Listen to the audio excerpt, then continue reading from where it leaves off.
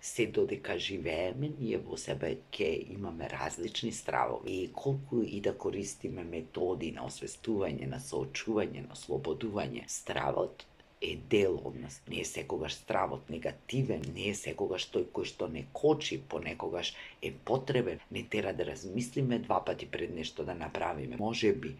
ни го сочувал здравието, ни го спасил животот, а ние не сме ни свесни за тоа. Нешто што може да ни помогне да видиме колку е нашиот страв реален и реален,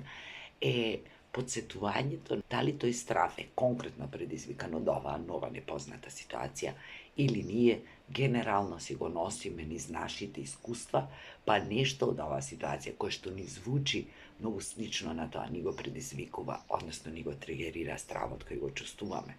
Дали ние самите се заплашуваме себе си, креирајќи црни сценарија, кои можеби никогаш нема да се остварат,